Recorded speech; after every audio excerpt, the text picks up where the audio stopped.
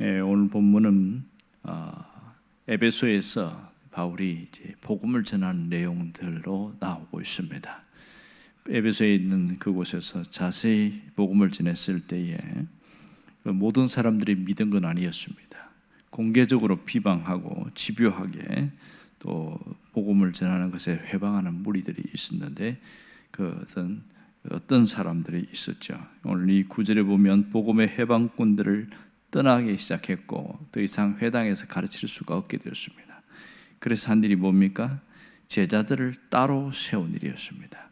제자들을 따로 세웠다. 그럼 이 제자들은 누구를 말하는가요? 제자들은 대략 한 세 종류가 될 텐데요. 먼저는 2차 전도여행 마지막 끝머리에 에베소에 왔을 때에 복음을 전했을 때 그때 바울이 전하는 복음을 듣고 믿었던 사람이 있습니다. 또한 그곳에 브리스길라와 아굴라를 남겨두었는데 그들을 통해서 예수를 믿은 사람들. 세 번째는 다시 바울이 3차 전도여행 왔을 때 거기서 복음을 들었던 사람들, 이 사람들을 제자들이다 이렇게 말합니다. 쉽게 말하면 에베소에 있는 그리스도인들을 말하고 있는 것이죠. 자, 여기서 보면 에베소에는 다수의 그리스도인들이 있은 걸 알 수 있습니다. 그러면 복음의 해방꾼들에 대하여 얼마든지 대항할 수 있습니다. 그럼에도 불구하고 그들과 맞서서 싸우려고 하지 않고 그 무리에서 따로 떨어져 나왔다는 것이 놀라운 특징입니다. 여기 보면 우리말 따로 세우다 이 말이 나오는데 이 헬라어의 원뜻을 보면 경계선을 그어서 구별하다 이런 뜻이 됩니다.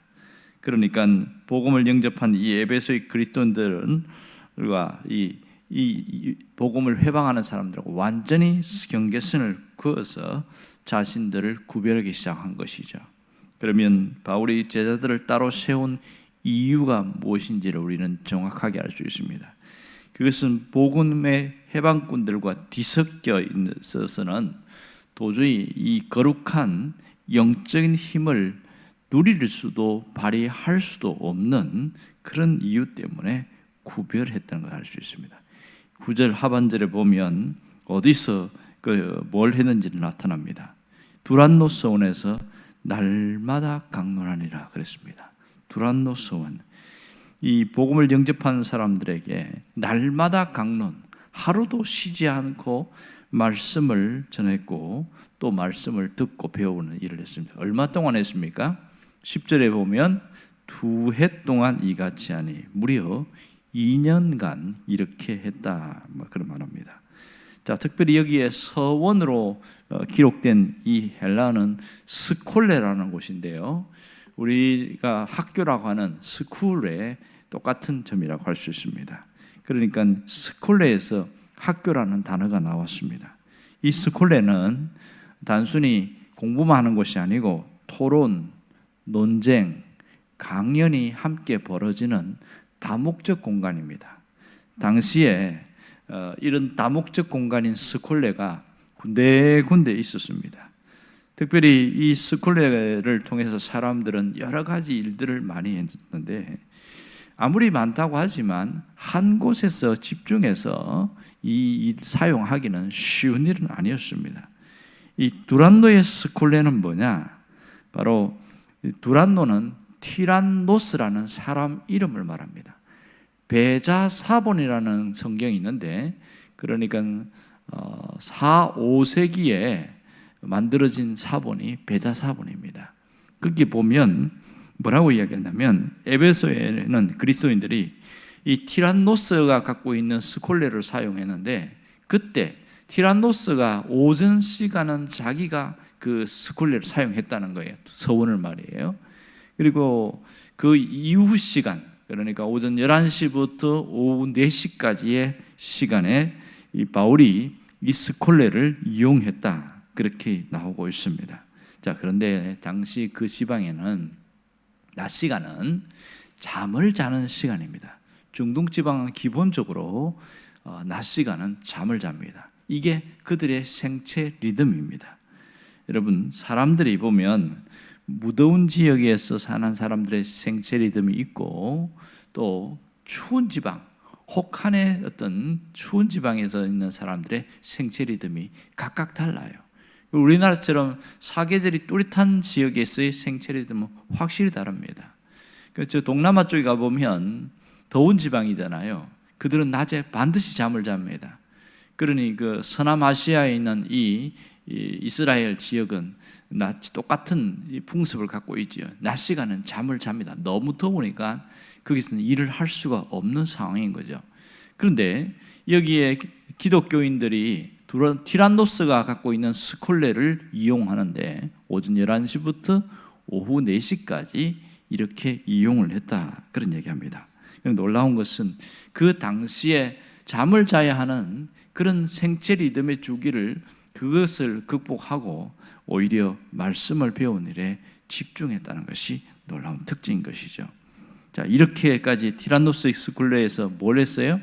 예배 드리고 말씀 배우고 또 그리고 기도도 하고 이런 일을 한 것이죠. 결국 이렇게 함으로써 세상 사람들과 구별된 사고방식, 그러니까 세속적인 사고방식에서 탈피해서 신앙적인 그런 사고 가치관을 갖게 만드는 것이죠. 이렇게 해서 세운 교회가 에베소 교회였습니다. 에베소 교회는 그 당시 소아시아 지역 교회에 큰 영향력을 행사할 수 있습니다.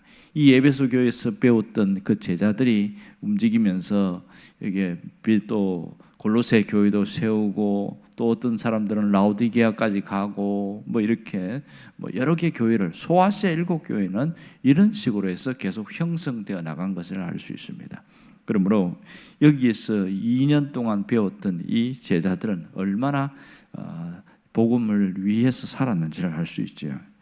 여러분, 그리스도인이 누구인가 이렇게 물을 때에 그리스도인들은 세상 사람과 구별된 사람, 이렇게 말합니다. 같은 지역, 같은 공간에 살지만 구별되었다는 것은 그 지역의 문제가 아니라 마음의 문제라는 것을 이야기합니다. 여러분, 신앙생활을 할 때에 사람이 달라졌다 할 때는 뭘 보고 이야기하느냐 하면 그 사람 눈에 보이는 행동 이전에 그 사람이 갖고 있는 이 마음이 달라진 것을 말하고 있습니다. 사람이 마음이 변해야 행동도 달라지게 되어 있습니다. 그러면서 보면 이 스쿨레를 이용했던 그 제자들은 정말로 확실히 세속적인 가치관을 버리고 하나님 나라의 가치관을 가진 마음이 확실히 달라진 사람이었습니다. 자, 큰 전체에서 봤을 때 에베소에서도 복음의 해방꾼들이 있었지 않습니까? 집요하게 해방하고 있는, 오히려 하나님은 그런 악한 자들을 허용하셔서 선을 이루시는 하나님을 알 수 있습니다.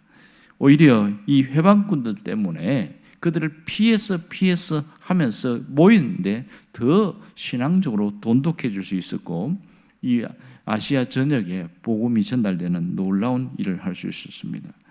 오늘 여기에서 그들의 세속적인 사고방식, 당시에 에베소에는 아뎀이라는 어마어마한 신전이 있었어요. 그런 타락한 사고와 삶의 방식에서 탈피할 수 있었던 것은 바로 티란노스의 스콜레를 이용했던, 거기에서 말씀을 배웠던 자들의 모습입니다. 여러분, 그리스도인들은 분명히 세상 사람과 구별된 따로 세워진 신앙 공동체인 것은 분명합니다. 그러면 그리스도인들의 정체성을 가진 사람들은, 견실한 신앙생활을 하는 사람들은 이 세 가지가 분명합니다. 하나는 말씀이고 또 하나는 봉사고 또 하나는 교통이라는 겁니다. 이 세 가지가 바로 삼각형 형태로 되어서 신앙을 아주 견실하게 만들어주고 있습니다. 말씀은 당연히 교회의 존재 이유죠. 말씀이 없다면 교회는 존재할 수가 없습니다. 하지만 말씀만 있는 곳은, 그곳은 교회라고 이야기하지 않습니다. 오히려 신학교라고 말합니다. 말씀과 함께 봉사가 따라와야 교회라고 이야기할 수 있는 것이죠. 여러분, 봉사의 삶이 참 중요한데 반대로 말씀을 빼고 봉사를 하는 것은, 그것은 교회라고 이야기하지 않습니다. 그것은 자선단체라고 이야기합니다. 그러므로 교회는 말씀과 함께 반드시 봉사의 삶이 함께 이어져야 된다. 이것이죠. 여기까 쓰고 뭐 전부는 아니죠. 봉사와 함께 뭐가 있어야 돼요? 교통이 있어야 됩니다. 이 교통이라는 것은 코이노니아, 헬라어로는 코이노니아인데 친교, 교제 이런 단어를 씁니다. 그런데 왜 친교, 교제라는 단어가 있는데 그걸 안 쓰냐면 그것은 표면적인 그런 사귐을 어떤 친교, 교제를 일반적으로 쓰고 있습니다. 그런데 여기서 말하는 교통은 마음과 마음까지 내어놓고 서로 깊이 나눌 수 있는 것을, 그래서 사귐, 그런 사귐을 교통이다. 그러므로 교통이란 말이 사실은 더 맞는 말이죠. 보면 축도에도 보면 성령의 교통하심과 이렇게 되어 있죠. 수직적으로는 하나님과의 교통을 이야기했는데 수평적으로는 성도와 성도 사이의 교통, 마음과 마음을 나누는 사귐이 있을 때에 이것이 교회로서의 견실한 교회가 된다는 것이죠. 자, 말씀도 있고 봉사도 있어요. 교통이 없으면 어떻게 될까요? 그러면 교회가 균형과 조화를 이루지 못하고 한쪽으로 기울어지는 그러한 모습이 되어집니다. 그런데 여기에 있는 티란노스의 스콜로에서 배웠던 이 에베소의 제자들은 정말로 세 가지가 분명했습니다. 그들은 말씀 위에 서 있었고, 또 하나는 말씀을 실천하는 삶의 현장에서 봉사하는 그러한 일이 있었고, 그럴 뿐만 아니라 서로 간에 교통이 있었다는 겁니다. 그러므로 그들이 신앙이 튼튼해질 수 있었던 것은 이 세 가지의 기둥이 분명했기 때문이었습니다. 바울이 에베소에 있으면서 고린도 전서를 썼습니다. 그렇게 할 수 있던 것은 바로 여기에 이 티란노스의 어떤 서원, 거기에서 함께 했던 것이 큰 힘을 주었습니다. 오늘 우리는 깊이 생각할 것은 세상 밖에서 부르심을 받은 그리스도인이라면 내가 세상과 분명한 경계선을 지을 수 있어야 됩니다. 따로 세운 제자들처럼 말입니다. 그래야 우리는 새로워질 수 있습니다. 세상과 구별되었다고 해서 그 당시에 에베소의 교인들이 수도원에 들어간 건 아니었습니다. 세상의 현장에 있으면서 그렇게 구별된 모습입니다. 그러면 따로 격리된 것이 아니라 오히려 세상을 살리는 그런 거룩의 역설이 여기에서 주어지는 겁니다. 우리는 거룩한 사람들이다 해서 성도라고 말합니다. 거룩한 사람들의 정말 거룩한 삶을 살기 위해서는 이 세 가지 기둥, 말씀과 봉사와 교통이라는 것이 딱 서 있을 때에 놀라운 일이 일어납니다.